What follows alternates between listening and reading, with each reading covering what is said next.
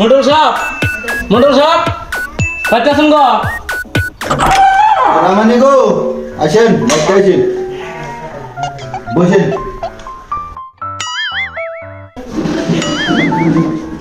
তাহলে মন্ডল সাহেব আইসি মানে কে আমি আমার একটা দাগে 5 বিঘা মাটি আছে তাহলে এই মাটিটা আমার সাথে দখল করে নিতেছে তাহলে এই মাটি দাল্লা হ্যাঁ বলে তো নাকি তাহলে আমরা কি ভালো রেডি আচ্ছা তাহলে কোন আপনি কি কোন আরে টাকা দা লাগবো শুনুন সব আমার কাছে তো টাকা পয়সা নাই তবে ভাই ঠিক করবেন আবার 50,000 টাকা দা লাগবো 40,000 টাকা নিয়ে না 40,000 টাকা দা দেবো না 50,000 টাকা নিয়ে আচ্ছা বলি 50,000 দিব নি তাহলে আমরা যাই ঠিক আছে যান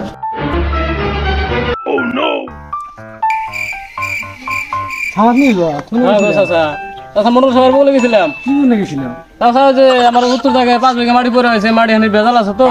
তার জন্য মন্ডল সাহেব বলে গেছিলাম কি হলো মন্ডল সাহেব কি করলো মন্ডল সাহেব মাটি ঠিক করে দেবো 50,000 টাকা দিল মন্ডল সাহেব তো নামে দেবে মানুষ কথা কয় থাকেন চাষা তাহলে যাই গে মেলা দিন পরে দেওয়া হলো ঠিক আছে মন্ডল সাহেব তো নামে দেবে মানুষ গ্রামের একটা সুনাম নষ্ট করে আলাবো গ্রামে যাই একটু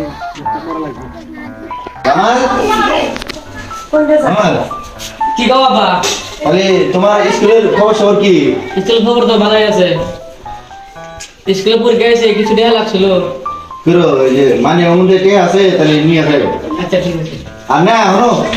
পরীক্ষা যদি পাস করারো তোমার একটু সাইকেল কিনে দিলো ও ভালো আছে তো তাহলে স্কুল মিলে যাই স্কুলে ফিল্ডে তোমার সাথে যাবো তোমার বাপ বুসারু আমি বিশ্বাস করি না আমি বিশ্বাস করি না বুসারু বলে না তোমরা ঘুরতে চলো আব্বা ঘুষ খা আমার বন্ধু আমার সামনে আর অপমান করে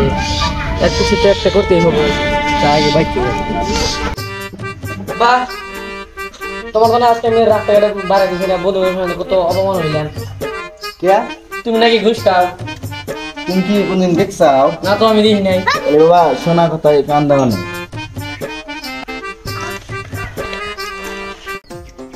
মনসা কোন ইসলাম আলা ওই যে ওই ব্যক্তি গেছিলাম এই আপনার মোহনগার তাহলে আপনার বেড়া যে ফেল করলো খালি আপনার মাংস নিতে থাকলো মন্ডল সাহেব তো নামে দেবে মানুষ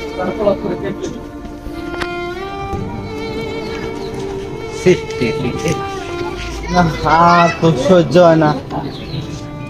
পোলা ফেল করছে পাড়ার মানসি কইতেছি আর তো ভালো লাগে না সবই স্মরণ দিতেছি না এর একটু বিধি ব্যবস্থা করতে হবে পোলার 10 দিন আমার একদিন আজকে শেষ দিন নুন পোলা রাখতে জামাল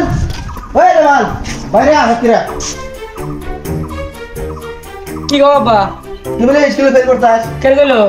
মাইন্ডে কইলা আমার তুমি কি দেখছাও আমি তো দেখি নাই